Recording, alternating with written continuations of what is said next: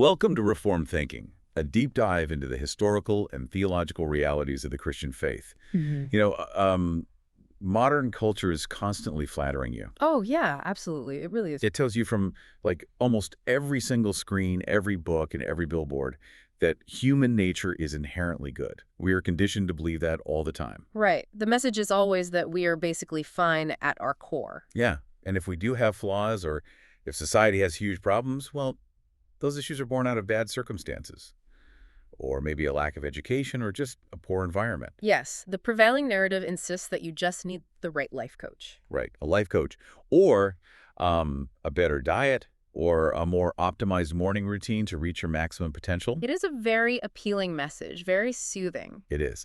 But today, we're going to look into a mirror that completely shatters that flattering illusion. We really are. It is a tough text. We are looking at two extensive theological commentaries focused on a single, sobering verse. That is Titus 3.3. Such a weighty passage. Yeah. And the texts we are pulling from are Once We Were Foolish, the Gospel Humiliation, and the Mirror of Rebellion, and the Monergism of Grace. Two really excellent treatments of this verse. So our mission for this deep dive is to look honestly into this unflattering mirror and comprehend the absolute ruin of the human past. Because grasping that ruin is the only way to genuinely understand the blinding light of sovereign grace. That is a vital starting point. If we misdiagnose the disease, we will never appreciate the cure. Precisely. We have to know how sick we actually were. And that starting point is entirely necessary here, because when readers first encounter Titus 3.3, the natural reaction is to just flinch. Oh, for sure. The language is brutal. It is very unyielding. The Apostle Paul writes, "For we ourselves also were sometimes foolish, disobedient, deceived, serving diverse lusts and pleasures, living in malice and envy, hateful and hating one another." I mean, it reads like an aggressive accusation. It does. It sounds like someone shouting at their enemies. Yeah. What stands out to anyone studying this text, however, is that Paul is not hurling an insult over the fence at unbelievers. That is the shocker right there. Yes. This is a confession placed deliberately in the mouths of the redeemed. It is a historical and experiential reality for every single member of the human race. So he is talking about the church. He is. Paul includes himself, he includes Titus, he includes every single person sitting in those early congregations. Wow. He establishes a baseline that no one is exempt from this total depravity. We cannot fully grasp the grace that follows in the subsequent verses until we confess this shared, wretched pedigree. Let's step back into the historical canvas for a minute, because the commentaries spend a massive amount of time detailing where this letter was going. The background is fascinating. It really is.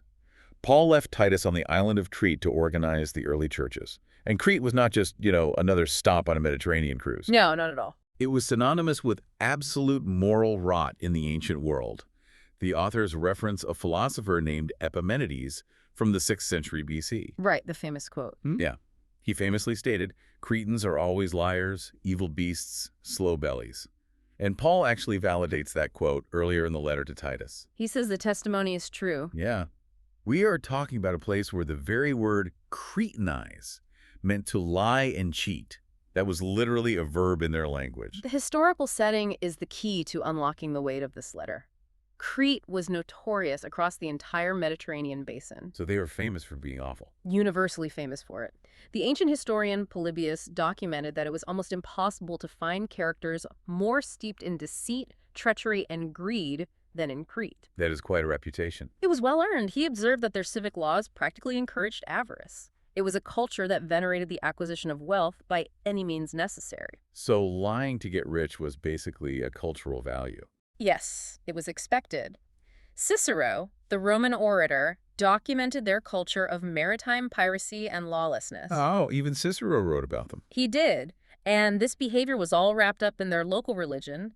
They worshipped Cretan Zeus. Okay, let's talk about that, because their version of Zeus was different, right? Very different. The mythology surrounding Cretan Zeus was unique. He was a deity characterized by trickery, lust, and betrayal. I see. The people of Crete used the mythology of their own gods to justify the most unhinged licentiousness. Oh, that makes sense. If the supreme deity lies and cheats to get what he wants, then lying and cheating become virtues for the people. Precisely. This was systemic cultural degradation functioning under the umbrella of a corrupt Roman imperial system. That brings up a very practical question for me. I want you, the listener, to put yourself in the shoes of a first-century Christian living in that environment. It would be terrifying. It would. You are part of a tiny, fragile group of new believers. You are trying to live an honest, holy life in an environment where lying, cheating, and greed are quite literally the cultural oxygen. They are completely surrounded. Yeah. If your neighbors are constantly deceiving you in the marketplace, and the Roman magistrates are taking bribes all day long, wouldn't the natural human instinct be to either isolate entirely in some desert commune or just strike back with anger? It absolutely would be. Right. I mean, how could a fragile church possibly survive when the entire society is built on deception? The human instinct is absolutely to fight back or flee. We see that throughout history. Groups either form militant factions or monastic communities to escape corruption. Sure, we see that all the time. But Paul's pastoral strategy is counterintuitive. In the verses immediately preceding our text, verses 1 and 2, Paul commands these believers to be subject to principalities and powers. Wait, subject to those corrupt politicians? Yes. He commands them to obey magistrates and to show meekness to all men. That is a tall order. It is a staggering command. This was not abstract philosophy for Paul. It was urgent daily instruction. Right, because they had to live this out on Tuesday morning at the market. Exactly. He is telling them that they must live visibly transformed lives right in the middle of this entrenched paganism, and they have to do it without becoming angry separatists or violent revolutionaries. I really want you to picture that scenario. Imagine trying to live an honest, gentle life in a society that aggressively rewards deception and punishes honesty. It goes against every survival instinct. It does. You were instructed to be gentle to the merchant who just swindled you. Telling persecuted, marginalized people to be meek and gentle to their abusers sounds impossible. It almost sounds unreasonable to the natural mind. It really does. And that tension leads us directly into why Paul issues this staggering command. He does not just tell them what to do, he provides the theological engine for how they can possibly do it. And that engine is found in the structural genius of the text. Let's break that down. Verse 3 begins with a vital explanatory conjunction in the Greek. It is the word gar, translated as for. Okay, so a connecting word. Yes, and this tiny word is the literary hinge of the entire argument. Paul commands gentleness and submission in verses 1 and 2. Then he pivots. For we ourselves also were once. Oh, wow. He loops them right back in. The grammar forces humility on the reader instantly. He uses the imperfect tense, imen garpete kaihimas. The imperfect tense. What does that signify there? Because this is crucial because the imperfect tense denotes a continuous past state. So it wasn't just a brief mistake. Right. This was not a brief lapse in judgment, a bad weekend, or a temporary phase of useful rebellion. This was their settled habitual condition. That is a heavy realization. And remember who is writing this. Paul includes himself, the great apostle who previously murdered Christians, and he includes Titus, the faithful pastor. No one gets an exemption here. That little word for changes the entire dynamic. I was thinking about an analogy for this. It is like being a co-conspirator in a massive financial fraud. Oh, I like that. Imagine you and your colleagues embezzled millions, ruined lives, and were caught red-handed. The judge has all the evidence. You are facing life in prison. So you are completely guilty, with zero defense. Exactly.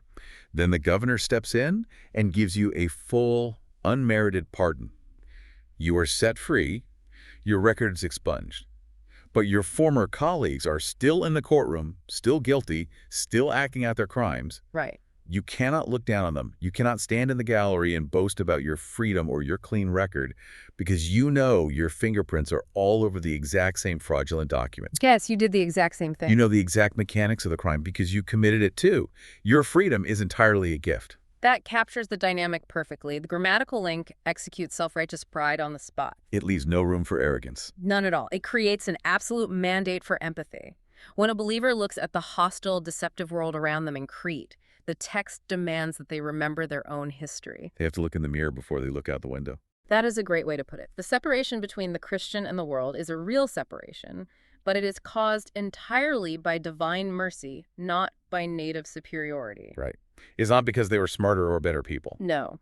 You do not show meekness because the world is innocent. You show meekness because you know you were just as guilty. That flips the script on how we naturally judge people. It does. The authors of the commentaries point out that a congregation that forgets this shared history of rebellion will inevitably become harsh, proud, and censorious toward the outside world. So, having established that this verse applies to everyone, that we are all holding the same criminal record, to use the analogy, we need to diagnose the exact nature of this past ruin. Yes, the text gives us a very detailed diagnosis. The outline of the verse is fascinating. It starts from the inside out. The text begins with two very specific descriptors of the internal state, foolish and disobedient. Let's break down the mechanics of the mind first. The Greek terms here are anodotoi for foolish and apithis for disobedient. Let's start with foolish, because that word carries a lot of baggage today. It does. We have to be careful with the English word foolish. In modern vernacular, it usually implies a low IQ, a lack of formal education, or someone making a silly mistake. Right, like forgetting your keys or something. Yes. But biblical foolishness is a description of spiritual insanity. Spiritual insanity. That is intense. It is a mind alienated from divine truth. A person might be a brilliant mathematician, a gifted artist, or a highly successful Roman politician, yet be entirely an otoi. So they are brilliant in worldly things, but completely blind to the reality of God. Yes. They cannot judge reality correctly because their cognitive faculties are corrupted in that spiritual realm. That is a huge distinction. The mind is fully functional when calculating the trajectory of a star or building an aqueduct, but it is completely short-circuited when it comes to perceiving the glory of God. I have to push back on something here, or at least raise a major point of friction with how we think today. Go ahead. This goes against a massive assumption in our modern secular world. The prevailing thought since the Enlightenment is that the human mind is a blank slate, and evil is just a byproduct of ignorance. Yes, the idea that we just lack the right information. Right. People assume that if we just educate everyone, if we give everyone enough data, better schools, and more information, we will eradicate evil. But this text is arguing that the problem isn't a lack of data, is it? The problem is absolutely not a lack of data. That is why the next word in the sequence is apithis, which means disobedient. So it moves from the mind straight to the will. Exactly. This means being unpersuadable and actively obstinate. The human will is not in some neutral state, sitting in a chair, waiting for the right information to be presented so it can make an unbiased, logical choice. It is already biased. Highly biased. The will is actively hostile. It is committing treason against its creator. Wow, active treason. The authors highlight that fallen humanity suppresses the truth. The sinner does not just misunderstand God's law, the sinner hates it and refuses to submit to it. So more data just makes them a more informed rebel. Precisely. Education alone cannot cure the condition. You can educate a rebel, give him the finest rhetorical training in ancient Rome, and you will just produce a highly educated rebel. The core issue is untouched. Yes. The mind is darkened and the will is locked in an antagonistic posture toward authority. That distinction between lacking data and actively suppressing truth is staggering. And here is where it gets highly vulnerable for the individual. Because of the vacuum it creates. Right. When your mind cannot see the truth and your will actively rejects God's authority, you are primed to be captured. It creates a massive vulnerability. It leaves the door wide open. This brings us to the illusion of freedom, described by the next two words, deceived and enslaved. How do those internal mechanics of a darkened mind lead to this state of captivity? The progression in the text is incredibly precise. The Greek word for deceived is plenimenoi, and it is formulated in the passive voice. Oh, passive voice. Why does that matter? This means that unregenerate people are acted upon by external forces. They are being led astray by something else. So they are victims of a sort. Yes and no. Those external forces include the cultural systems around them, like the deceitful culture of Crete, false teachers, and spiritual adversaries. They are led into error. Okay, but where does personal responsibility come in? Well, because of their corrupt nature, they participate willingly, they love the lie, they welcome the deception because it validates their rebellion against God. Ah, so they are led astray, but they are following eagerly. Exactly. Then we reach the word douleontes, which means serving as slaves. This points to habitual captivity. A constant state of being chained. Yes. Yeah. And what are they enslaved to? The text says desires, epithemiae, and pleasures, husnai, which are manifold, or poikiles. Think about the analogy of a chronic addict for a second. That is a very fitting parallel. If you talk to an addict in the depths of their struggle, they will often boast about their autonomy. They will look you in the eye and claim, I choose to do this. I can stop whenever I want. I am completely free to live my life. It is the great deception of addiction. It is. They are entirely blind to the fact that the chemical habit dictates their every move, drains their bank account, and destroys all their relationships. They think they are the master, but they are the servant. Right. And the world today operates on a similar frequency. We call following all your inner desires freedom. The cultural mantra is follow your heart or live your truth. It sounds so liberating on the surface. But the text exposes that as a cruel slave market. Yeah. You aren't free, you're just obeying a very harsh internal master. The addict analogy captures the dynamic so well because it highlights the illusion of control.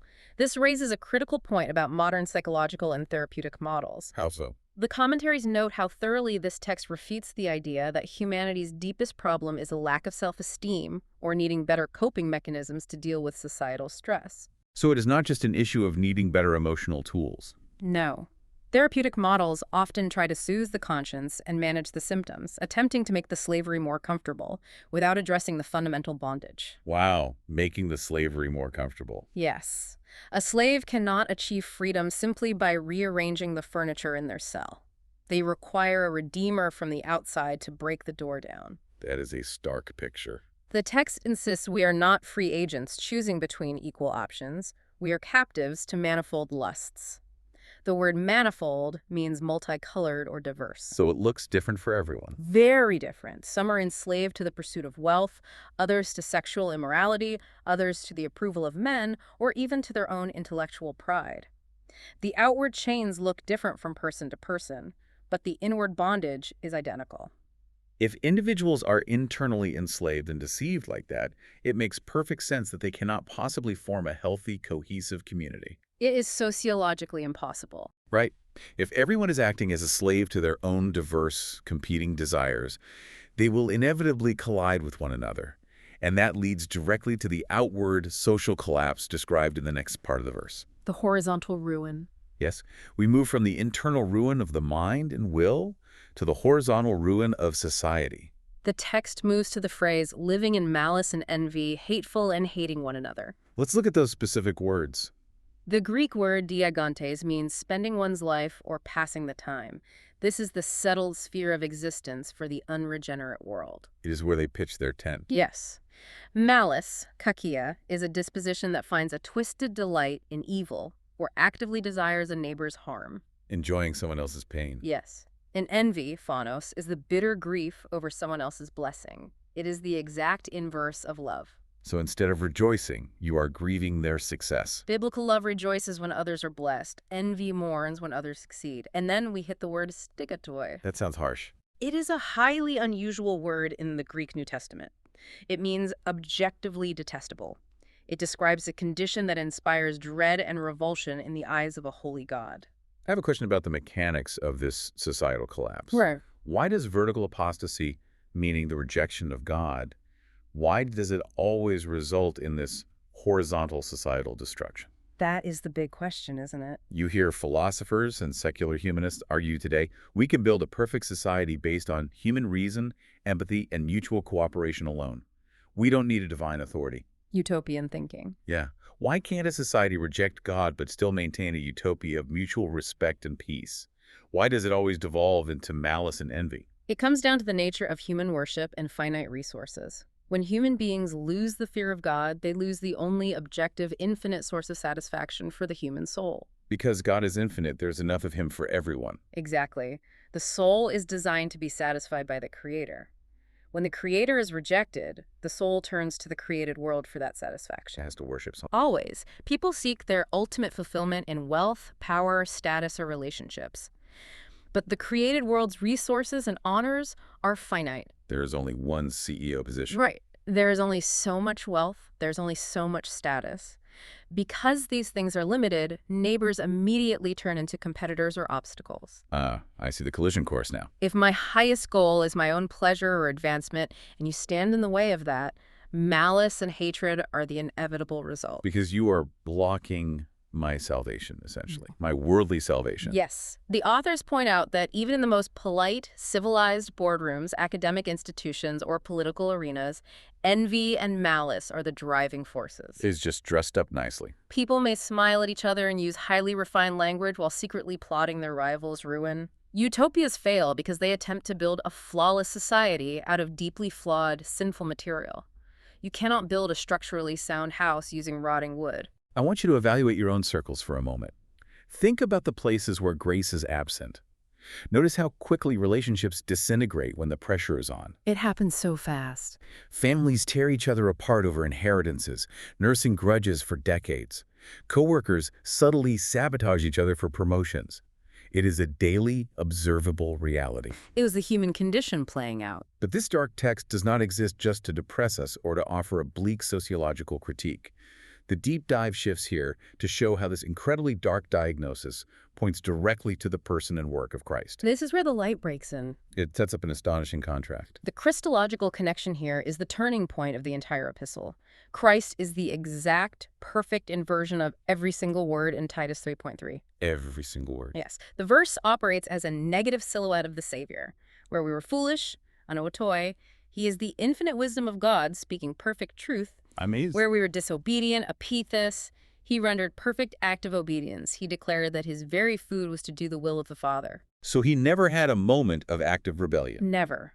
Where we were deceived, he is the way, the truth, and the life, entirely unswayed by the lies of the enemy. He saw through all the deception. Absolutely. Where we were enslaved to diverse pleasures, he was the perfect servant of righteousness who denied himself entirely for the glory of God. What about the malice and envy? Where we were marked by malice and envy, he lived a life of unblemished, self-sacrificing love, healing his enemies and washing the feet of his disciples. We have to clarify something vital here. It isn't just that Jesus is the opposite of us, acting as a good moral example. No, that would not be gospel. Right. If you were just a perfect example, that would actually be terrifying, because it would just highlight our failure even more. The commentaries focus heavily on the concept of substitution. The heart of the matter. He actually stepped into our place, didn't he? How does that mechanism work judicially? The concept of substitution is the beating heart of the gospel. He is not a contrast meant to shame us. He is our substitute meant to save us. He took the hit for us. He stepped into the redemptive arena on our behalf. On the cross, Christ bore the judicial weight of our spiritual insanity, our active rebellion, and our detestable malice. All of that ruin was placed on him. He endured the curse that we rightly deserved. Yeah. The authors break this down into two theological categories: passive and active obedience. Let's talk about the passive part first. His passive obedience refers to his suffering and death. He willingly submitted himself to the wrath of God to satisfy divine justice and cancel the debt of our cosmic treason. So that wipes the slate clean. Yes, the penalty is paid. But a clean slate isn't enough to enter heaven. You need a perfect record of righteousness. That is where his active obedience comes in. His actual lived life. Right. His active obedience refers to his perfect, sinless life. He fulfilled every requirement of God's law. That perfect record of obedience is then credited or imputed to us. So it is like he deposits his perfect score into our empty bank account. Exactly. Because we had absolutely no obedience to offer, he offered his own record on our behalf. When God looks at the redeemed sinner, he does not see the ruin of Titus 3.3. He sees the perfect righteousness of Christ. Recognizing this total rescue changes absolutely everything about how a person lives today.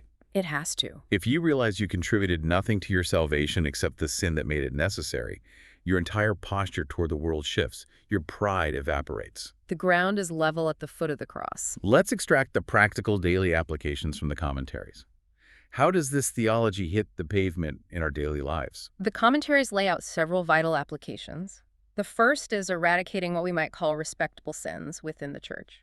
Oh, that is a convicting phrase, respectable sins. Yes. Believers cannot baptize old hatreds, envy, or bitterness in religious language. What does that look like practically? Well, sometimes people in religious circles excuse their uncontrollable anger as righteous zeal, or they mask their deep-seated envy as discernment. Oh, wow. So they make it sound holy. They wrap their malice in theological terminology. But Paul is stating that malice and envy belong to the graveyard of your past.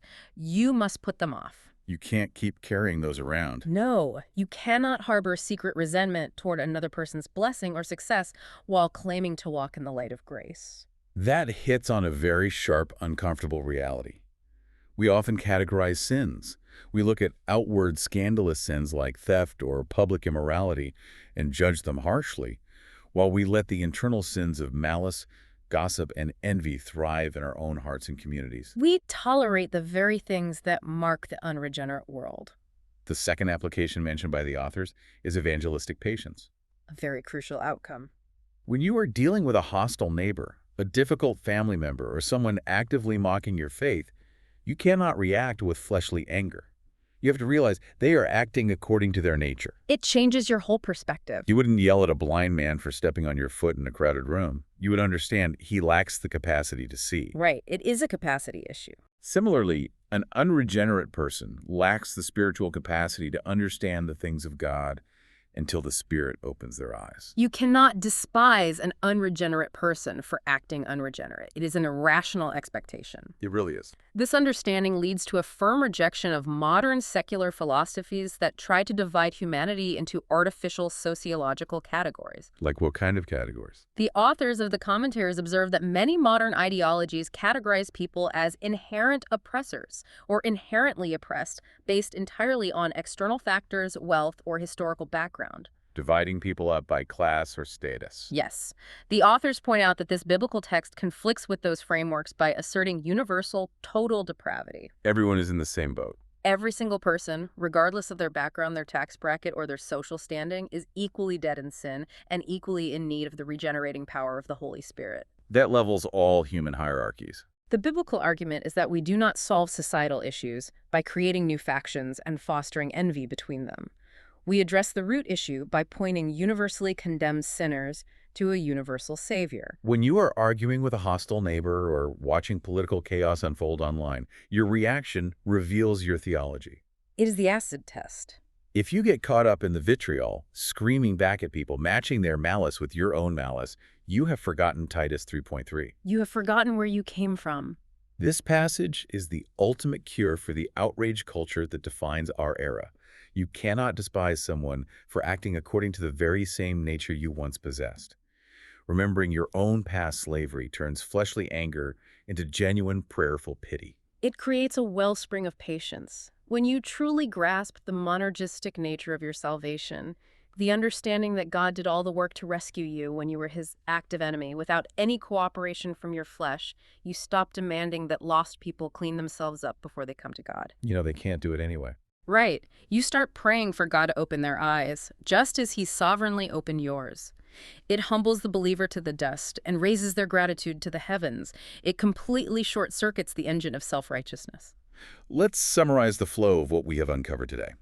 We started with the historical reality of Crete, a society completely drowning in deceit, avarice, and the worship of corrupt deities. A dark backdrop. We walk through the grammar, specifically that tiny word gar, which forces every believer to identify with that exact same historical ruin. The great equalizer. We diagnose the internal collapse of the alienated mind and the hostile will, the resulting slavery to diverse and destructive desires, and the horizontal destruction of malice and envy in society. The full anatomy of ruin. And we traced all of that dark reality straight to the glorious, unmerited rescue provided by Christ, who lived the perfect life we couldn't live, actively obeying the law and dead at the death we deserved, passively enduring the wrath of justice. The contrast is the whole point of Paul's argument. The darkness of verse 3 exists to magnify the blinding glory of verses 4 through 7. You need the dark canvas to see the diamond. Exactly. The ruin is absolute and undeniable, but the grace is triumphant and entirely sufficient. The church in Crete could only survive by constantly remembering both realities. I want to leave you with a final thought to mull over. We have spent a lot of time looking in the mirror at the ruin of our past. But the text says, you were those things. Past tense. You are no longer in that realm. You have been brought into a new kingdom. So when you wake up tomorrow and interact with a world that is still very much trapped in malice, deception, and envy, how will you react? A vital question for every morning. Will you respond with the harshness of a forgetful hypocrite? Or will you let the fresh memory of your own past chains dictate the staggering grace you extend to the people around you? Thank you for joining this deep dive on Reformed Thinking.